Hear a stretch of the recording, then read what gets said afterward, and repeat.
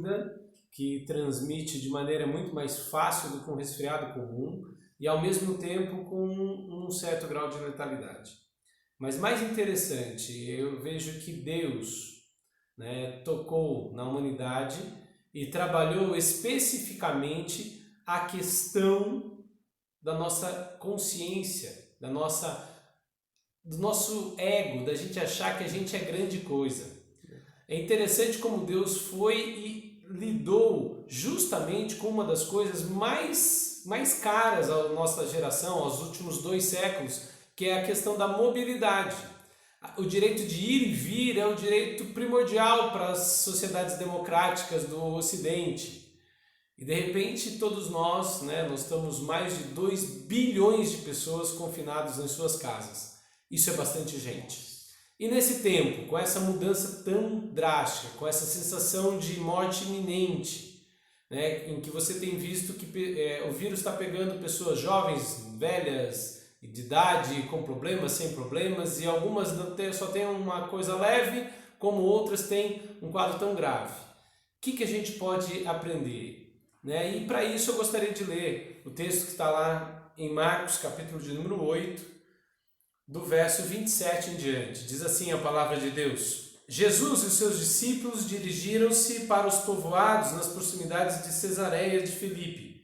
No caminho ele lhe perguntou: quem o povo diz que eu sou? E eles responderam: alguns dizem que és João Batista, outros Elias, e ainda outros uns dos profetas.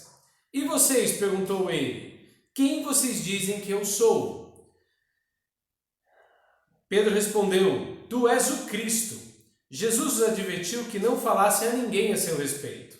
Então ele começou a ensinar-lhes que era necessário que o Filho do Homem sofresse muitas coisas e fosse rejeitado pelos líderes religiosos e pelos chefes dos sacerdotes e pelos mestres da lei, fosse morto e 3 dias depois ressuscitasse.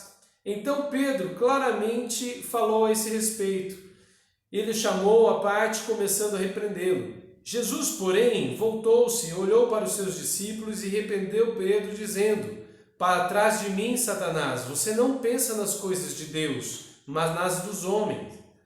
Então ele chamou a multidão e os discípulos e disse: se alguém quiser acompanhar-me, negue-se a si mesmo, tome a sua cruz e siga-me. Pois quem quiser salvar a sua vida, a perderá. Mas quem perder a sua vida por minha causa e pelo Evangelho, a salvará. Pois que adianta o homem ganhar o mundo inteiro e perder a sua alma? Ou o que o homem poderia dar em troca da sua alma? Se alguém se envergonhar de mim e das minhas palavras nessa geração adúltera e pecadora, o Filho do Homem se envergonhará dele quando vier na glória do seu Pai com seus santos anjos. Até aqui. Vamos orar mais uma vez? Obrigado, Senhor, pela Tua palavra, que ela, nesse momento, inspirada pelo Teu Espírito Santo, através dessas mídias sociais, chegue aos corações e transforme, e acalme, e conforte, e renove cada vida que está nos vendo. Nós pedimos em nome de Jesus. Amém. Interessantíssimo pensar que Jesus, sendo o próprio Deus, o Filho de Deus, ele chega ao mundo com uma missão, com uma identidade, com um propósito. E eu gostaria de falar sobre isso nessa noite. Em momentos de crise, nós precisamos entender qual é a nossa identidade, qual é o nosso propósito e quais as renúncias que nós precisamos fazer. A crise, ela vem justamente para isso, para trabalhar os nossos corações, para sabermos quem somos, o que temos para fazer e o que nós precisamos renunciar para fazer isso. O que a gente percebe, que muitas pessoas estão desesperadas, Quem tem síndrome do pânico, pessoas que têm transtorno obsessivo compulsivo, que a gente chama de TOC, estão cada vez mais ansiosas e cada vez mais vem informações, e o tempo todo a gente fala sobre o tal do coronavírus, do Covid-19. É importante que a gente siga as notícias sim. Como diz Karl Barth, muito bem dito, lá no começo do século passado, que o bom cristão ele tem que ter a Bíblia na mão e o jornal na outra mão. Isso significa que nós não devemos ficar alienados. Agora, se você ficar o tempo todo ouvindo sobre epidemia, pandemia, vírus, chega uma hora que que a neurose vem, né? O medo ataca, a ansiedade ataca, a questão do futuro, né? A gente vê quantas pessoas estão preocupadas com o futuro econômico, e eu acho que deve ser preocupado sim, mas eu vejo que muitas pessoas estão ansiosas demais com o futuro econômico, esquecendo que o mais importante do que o alimento é a vida. Jesus nos ensinou assim: não andeis ansiosos por coisa alguma, porque os lírios do campo não fizeram nada e eles são mais belos do que as vestes que Salomão usava, Jesus disse. E a gente vê que as pessoas têm essa dificuldade, estão muito preocupadas com a provisão, quando na verdade é necessário que a gente saiba qual é a visão que nós temos de Deus. O que Deus fala para nós, quem nós somos em Deus, e confiar que Ele cuida de nós. Isso é muito importante. É interessante que Jesus chega naquele momento e pergunta, andando com os seus discípulos, quem é que as pessoas dizem que eu sou? E há 3 grupos de resposta. Um grupo compara Jesus a Elias, o outro grupo a João Batista e outro grupo a um dos profetas.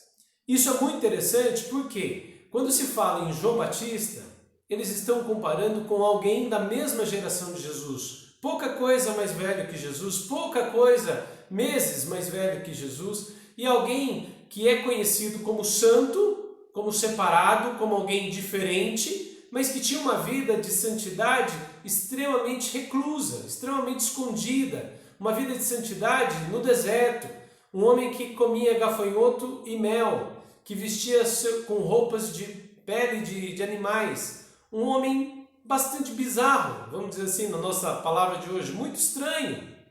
Mas Jesus é comparado a ele por quê? Por conta da autoridade com que ele fala e da sua mensagem de arrependimento. Jesus também é comparado com Elias, por quê? Elias foi o grande profeta de Israel. E nós estamos falando, eles estão andando ali na região da Galileia, perto do mar da Galileia. E aquela região pertencia ao reino de Israel. E Elias foi o profeta, com sem dúvida nenhuma, o que mais se destacou na história de Israel pelos seus feitos, por ter feito coisas grandiosas, por ter orado e caído fogo do céu e queimado o altar, consumido toda a oferta no desafio que ele fez a Baal. Então Elias era uma referência histórica muito importante para aquele povo.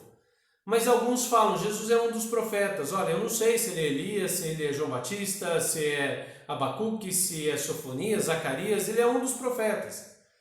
E a gente vê quantas pessoas estão preocupadas mais com o coronavírus e menos com o próprio Deus. Eu vejo esse tempo como um versículo que tem me gritado ao coração, se eu posso falar assim, aquietai-vos e sabei que eu sou Deus. Nós nunca podíamos imaginar na história da humanidade que alguma coisa manteria 2 bilhões de pessoas paradas em suas casas. E hoje nós temos um vírus letal que está matando muita gente, que tem uma velocidade de crescimento tão grande, fazendo isso conosco. Mas na verdade não é o vírus o culpado. Na verdade é o próprio Deus que está fazendo isso conosco. Está nos dando esse tempo para pensarmos.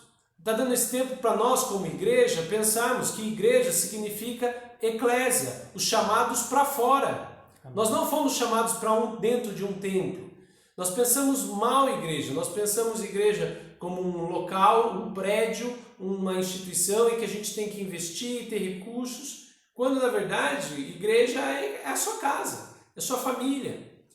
Eu realmente tenho falado muito esses dias. As pessoas, quando eu faço palestras sobre paternidade, falam muito: minha prioridade sempre é Deus em primeiro lugar, depois a minha família, normalmente vem os filhos, e a esposa, os filhos, e depois o trabalho e tal. E daí a pergunta que eu faço é: quanto tempo você gasta no trabalho, quanto tempo você gasta com a sua esposa, seus filhos, e quanto tempo você gasta com Deus? E normalmente na nossa vida cotidiana a gente trabalharia aí 8, 9, 10 horas ao dia. Depois teria lá sua 1 hora, 1h30 com a família, seus 15 minutos ali com Deus e olha lá. Agora nós temos tempo de sobra e a gente para pensar que nós precisamos saber quem nós somos. E quem nós somos não é aquilo que nós fazemos. Não é, o Fausto é médico, o Fausto é pediatra, o Fausto é presbítero da igreja. Não, quem é o Fausto? Quem é o José Ramiro? É o advogado? É o pastor? Sim, mas quem é ele? Quem é o Magno que está aqui conosco também no apoio técnico? Quem somos nós? Jesus quer saber quem as pessoas pensam que ele é. Porque realmente essa é a pergunta mais importante que o ser humano tem para fazer. Quem você é diante de Deus? Jesus se mantém o ministério todo fiel a Deus através de uma palavra que Deus fala. Tu és o meu filho amado, em quem eu tenho alegria, em quem eu me comprazo, em quem eu tenho prazer. Jesus é o filho amado de Deus e você também o é.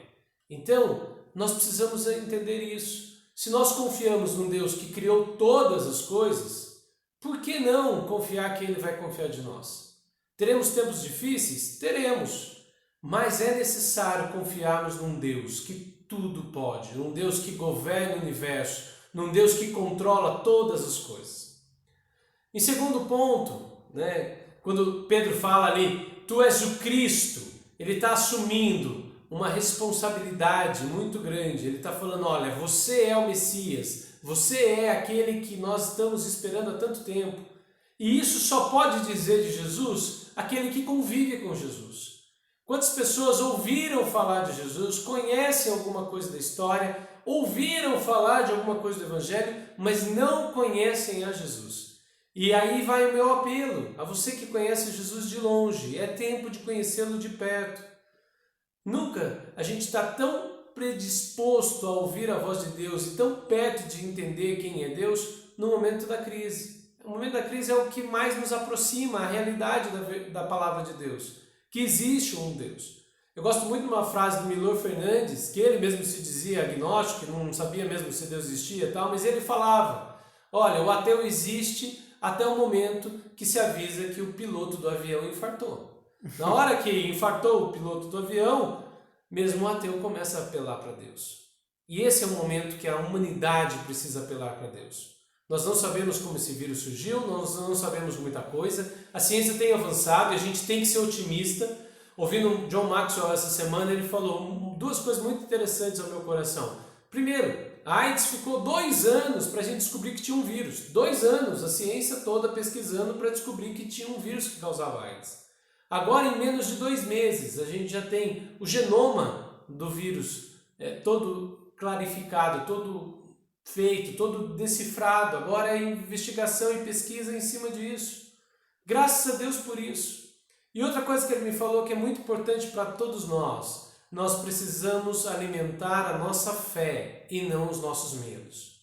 Não devemos ficar alienados, devemos conhecer o que está acontecendo, devemos saber o que está acontecendo, mas nós precisamos alimentar a nossa fé. Então, querido, desafio, conheça Jesus. Aproveite esses dias e leia o Evangelho. Leia o Evangelho, leia os 4 livros, Mateus, Marcos, Lucas e João. Terminou? Releia Mateus, Marcos, Lucas e João. Terminou? Releia de novo. Leia de um fôlego só, leia devagarzinho, leia com calma, mas vá procurar saber quem é Jesus. Ele é o Cristo, o Messias, o ungido de Deus, que veio trazer salvação e libertação para as nossas vidas. Então a gente precisa descobrir a nossa identidade. Jesus sabia muito bem quem ele era. O segundo tópico que eu gostaria de destacar é que nós precisamos saber os nossos propósitos. Jesus sabia quais eram os seus propósitos. Logo depois que Pedro traz essa frase, aqui no texto de Marcos não cita isso, em Mateus ele cita, que Jesus fala, olha, isso aí não foi feito pela carne, essa revelação não é da carne, mas é o Espírito de Deus que te revelou que eu sou o Cristo. A partir dessa definição, Jesus começa a falar, olha, eu vou descer para Jerusalém, eu vou sofrer, eu vou ser desprezado, as pessoas que vocês estão vendo me acompanhando vão de repente pedir para me crucificar, vão escolher Barrabás e não a mim, eu vou ser caluniado, vou ser injuriado, vou ser judiado. Falou de muita coisa de sofrimento. E é interessante como a gente não gosta de sofrimento. Pedro, sendo muito amigo de Jesus, quis dar aquele de amigão legal. Não, pera aí, mestre. Para com isso.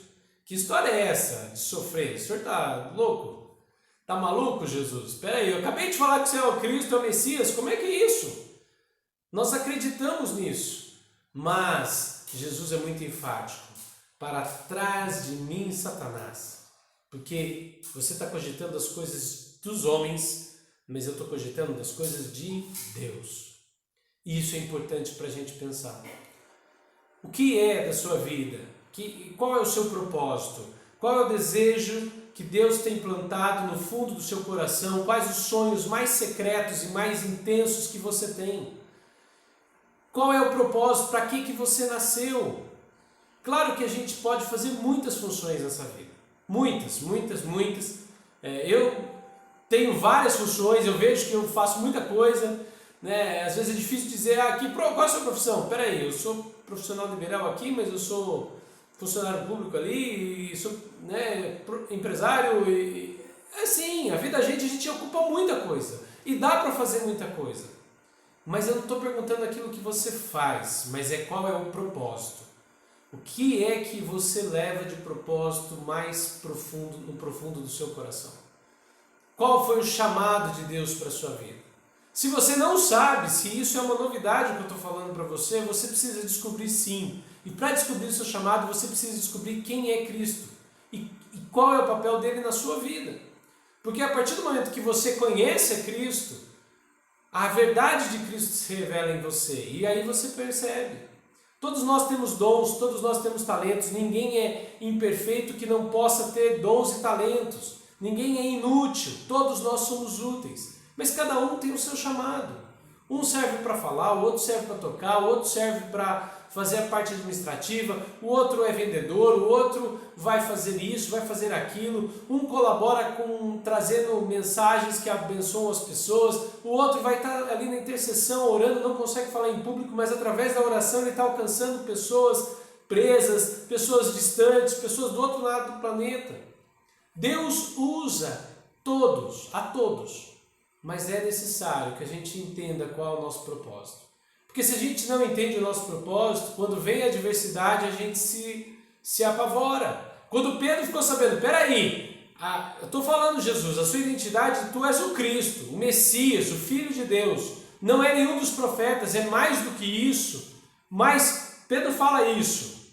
E Jesus fala, olha, eu vou sofrer, eu vou fazer isso. Pedro, peraí, não pode ser. Nós acreditamos no Messias que vai chegar e vai dominar tudo, e vai destruir Roma, e vai tomar o poder, e vai ser o rei. Mas Jesus conhecia o propósito, e o propósito dele não era carnal, não era humano, era espiritual. Era inaugurar o reino de Deus. E inaugurar o reino de Deus significava atingir a todas as nações, a todas as pessoas. Então, por isso, é necessário que nós conheçamos os nossos propósitos. Porque quando eu conheço o meu propósito, eu sei que eu sou criado para a glória de Deus, para o louvor da sua imagem, que eu sou criado para transmitir a mensagem de paz, de alegria, de esperança, de fé. A crise vem, a onda bate, o mar se agita, mas eu fico firmado na promessa que Deus tem para mim. Eu sei que eu não vou esmorecer enquanto não for da vontade de Deus. Eu sei que eu não vou ter nem um dia menos, nem um dia mais de vida, até aquele momento que o Senhor o quer. Eu sei que aquilo que eu faço tem que ser para a glória dEle. E não é para mim, não é para que eu cresça, não é para que as pessoas me conheçam, mas conheçam ao Deus que eu sirvo. Jesus tinha isso muito claro. Ele com certeza sabia que ia sofrer. E o sofrimento foi muito intenso. Nós não podemos imaginar. Ele teve todos os seus amigos o negando, traindo, saindo de perto. Ele teve a rejeição dos seus, ele teve a rejeição daqueles que estavam da própria religião, ele teve a rejeição do seu povo, ele teve a rejeição do próprio Deus ali na cruz. Ele grita, se sentindo desamparado, Deus meu, por que me desamparastes?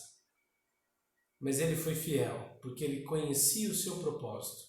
Ele sabia da sua motivação de vida e por isso ele consegue chegar aonde chegou. Ele consegue cumprir aquilo que é proposto a ele. Que você, meu irmão, procure conhecer qual é o seu propósito. Essa crise está nos dando muito tempo. A gente não sabe o que fazer com tanto tempo. Não desperdice só assistindo TV, só procurando notícias, só criando memes e repassando memes na rede social. Aproveite esse tempo para conhecer ao Senhor e entender qual é o propósito. O que é que você pode fazer para o reino de Deus? Porque você não é o que você faz, você é quem Deus te fez para ser. Mas enquanto você não entende seu propósito, você não fica ajustado, alinhado à ordem de Deus, à bênção de Deus. E aí você se desgasta, você se frustra, você se sente mal. Por isso é importante que a gente se alinhe à vontade de Deus, que a gente se junte à vontade de Deus. E para isso é necessário que a gente tenha propósito.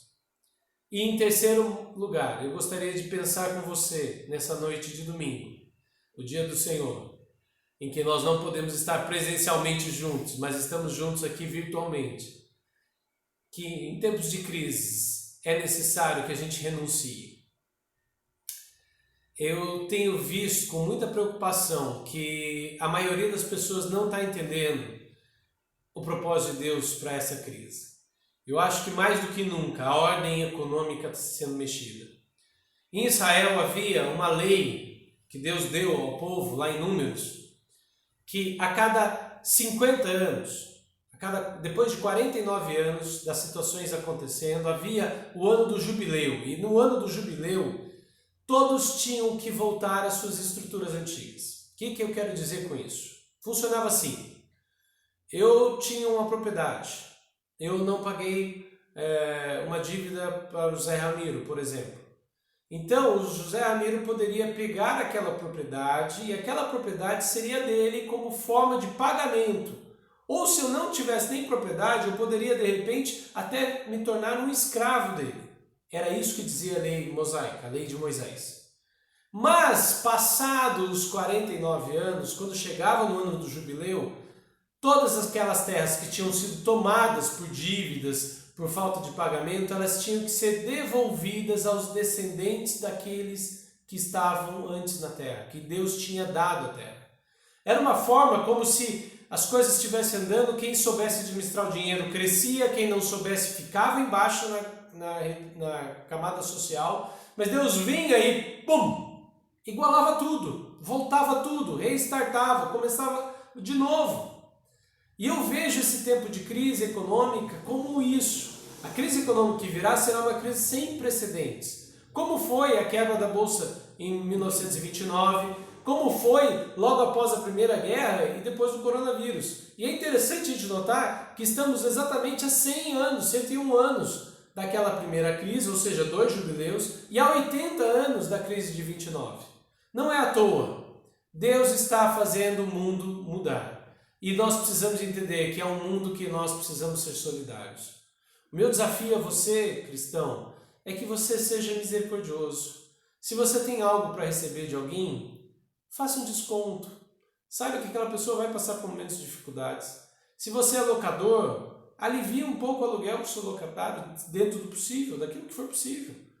Aquilo que vai pagar, se você não tem tudo que vai pagar, seja honesto com quem você deve. Olha, eu não posso pagar isso por conta da crise, mas eu posso pagar X, vamos dividir, vamos negociar. É momento disso. É momento da gente se unir, de incentivar o comércio local, as pessoas que dependem, as pessoas que têm uma vida de construir as coisas, de fazer pequenas coisas, que não têm um emprego fixo. Essas pessoas precisam de nós que temos mais condições.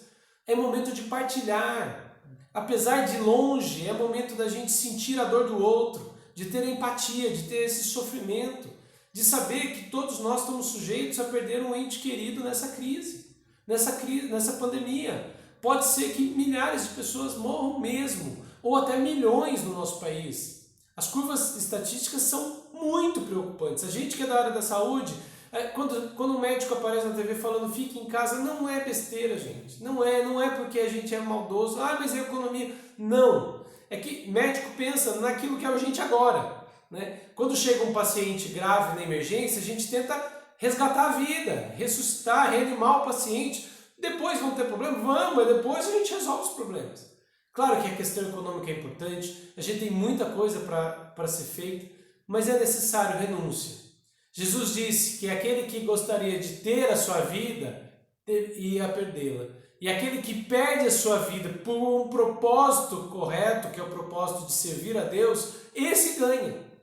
É o paradoxo da fé. A fé é paradoxal. Você tem que perder para ganhar. Então, nada mais anti-mundo antigo que a gente tinha até 2 semanas atrás.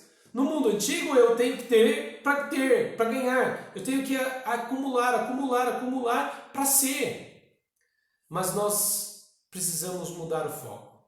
A nossa preocupação tem que ser no ser e não no ter. A nossa preocupação tem que ser no partilhar e no compartilhar. Porque quando eu compartilho com as pessoas, aí Deus aumenta. Dê e será dado a você boa medida, recalcada, sacudida, transbordante. Essa é a palavra de Jesus.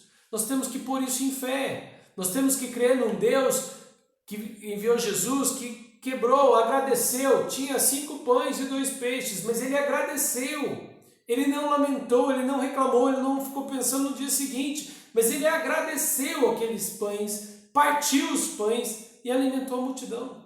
É esse Deus que na generosidade multiplica, na generosidade faz crescer, na generosidade faz aumentar e abundar. É isso que nós temos que ter claro na nossa vida. Eu sei que todos nós estamos passando por momentos de indecisão. Todos nós temos essas dúvidas do que vai ser. Mas o futuro a Deus pertence, como o presente também pertence a Ele. Aliás, a nossa vida é dele. Quando eu entendo isso, eu entendo que o propósito meu é servi-lo. E servi-lo através dos meus irmãos. O apóstolo João nos ensina que se eu não amo um irmão que eu vejo, eu não posso dizer que eu amo ao Deus que eu não vejo. É interessante, as pessoas agora estão interessadas num vírus que a gente não vê. E não vai conseguir ver, a gente vê as consequências trágicas que esse vírus causa, mas a gente não vê. E isso nada mais é do que uma metáfora, uma parábola moderna para Deus para a humanidade. Vocês não estão vendo o vírus e estão vendo o estrago que está acontecendo. Existe um mundo espiritual, existe um Deus que reina sobre todas as coisas e nós precisamos entender isso. Nós precisamos entender que é época de renúncia. Porque o que poderia o homem dar a troco da sua alma? O que você poderia dar em troca da sua alma? Fiquei sabendo hoje de 2 médicos famosíssimos em São Paulo. Uma delas, das médicas que eu conheci, está em tracostomia, entubado, muito grave, outro entubado, assim, médicos renomados, famosos, com N trabalhos, muito conhecimento científico, estão em UTI, lutando entre a vida e a morte, numa situação contra um vírus. Claro que título é bom, conhecimento é bom, network, rede de relacionamentos é bom, ter irmãos e amigos é bom, ter família é bom, mas a gente não pode acrescentar 1 segundo na nossa vida, além daquilo que Deus nos deu. Então pare de ficar preocupado, querido. Pare de preocupação. Você precisa, e muito, renunciar às suas preocupações e entregá-las todas a Jesus. Como diz o apóstolo Pedro, esse Pedro que vivenciou essa situação, nós devemos lançar sobre ele toda a nossa ansiedade, porque ele tem cuidado de nós.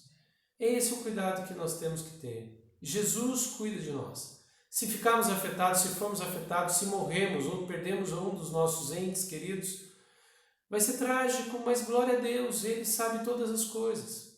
Se formos livres dessa doença logo, se acontecer um milagre, parar a transmissão do vírus, amém, bênção.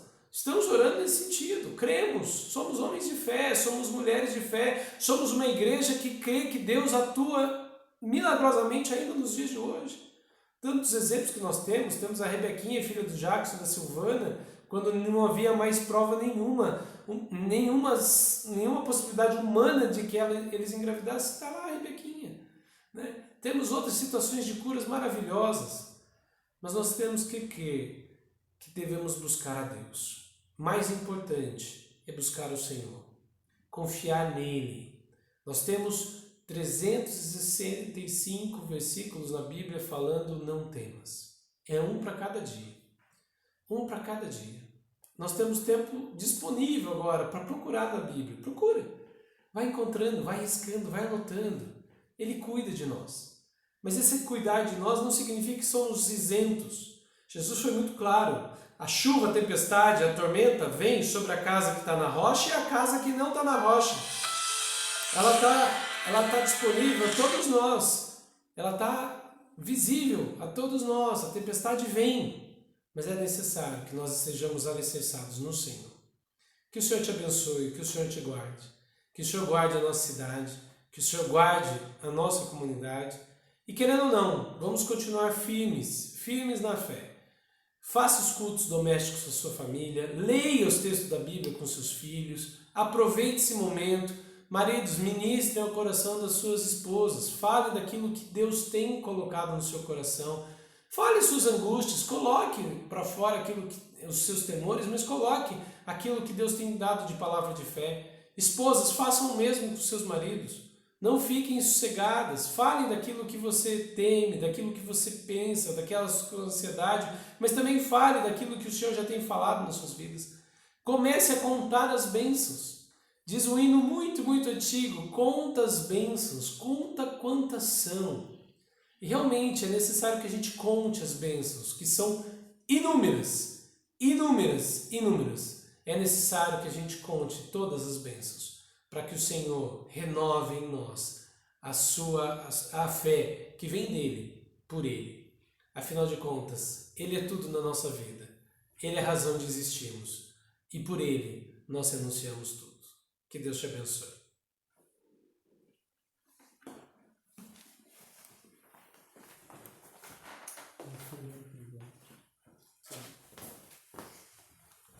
Olá, gente.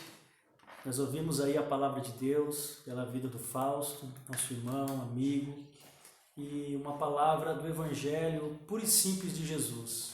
Qual a sua identidade? Quem é você? Nós intitulamos as pessoas pela profissão dela, pelo diploma dela, não é? Mas não é, a pergunta é mais profunda. Quem é você na essência? Qual o seu propósito de vida? Você nasceu para quê? Para cumprir qual causa? Para realizar qual desafio? Por exemplo, quando nós olhamos para a Bíblia Sagrada, fica muito nítido que Moisés nasceu para libertar Israel do Egito e conduzi-los pelo deserto. Fica muito nítido quando olhamos para a vida de Davi, o rei, que Deus o levantou para ele governar a nação de Israel e trazer Israel para perto da presença do Senhor, para vencer as batalhas do Senhor.